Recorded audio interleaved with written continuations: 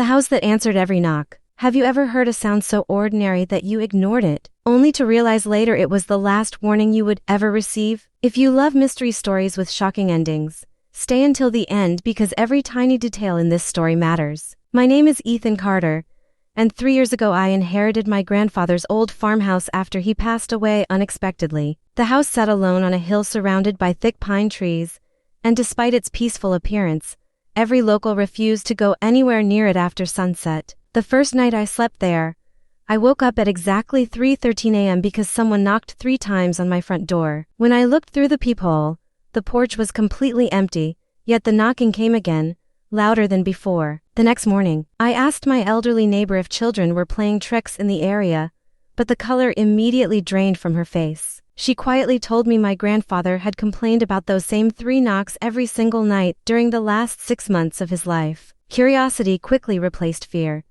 So the following night I stayed awake with every light turned on and a camera pointed directly at the front entrance. At exactly 3:13 a.m., the knocking returned.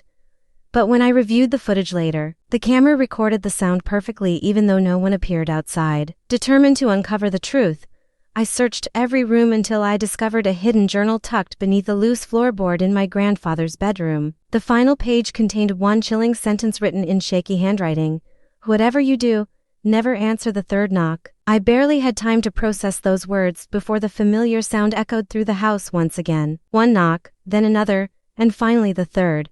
So loud that every window rattled as if someone desperately wanted to come inside. Against my better judgment, I slowly opened the front door expecting to find a prankster hiding in the darkness. Instead, I found an old wooden rocking chair gently moving back and forth on the empty porch, even though the night was completely still. As I stepped outside, I noticed muddy footprints leading away from the porch toward the forest. I followed them with a flashlight until they suddenly stopped in the middle of a clearing, as though whoever made them had simply vanished into thin air. The next morning I showed the footprints to the local sheriff, but he became strangely quiet before admitting that my grandfather wasn't the first owner to report mysterious knocking at that house. According to old police files, 4 previous owners had disappeared after opening the door at exactly 3:13 a.m. That night I refused to leave because I needed answers more than I feared the darkness surrounding the farmhouse.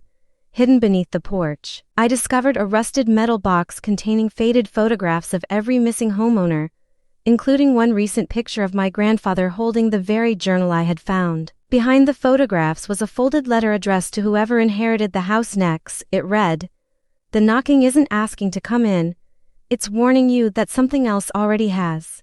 The moment I finished reading, every light inside the house went out at once, and the front door slowly slammed shut behind me without a single gust of wind. My flashlight flickered toward the upstairs window, where I saw the unmistakable silhouette of someone silently watching me from inside. I ran to my truck without looking back, and by sunrise I had already signed the paperwork donating the farmhouse to the state for demolition. Weeks later, construction workers uncovered a hidden underground room beneath the foundation containing personal belongings from every missing homeowner, but not a single human body was ever found. Even today, the land remains fenced off, and locals still claim they hear 3 slow knocks echoing through the trees every night at exactly 3:13 a.m. If this story gave you chills, leave a like, subscribe for more mysteries, and tell me in the comments one thing: would you have opened the door?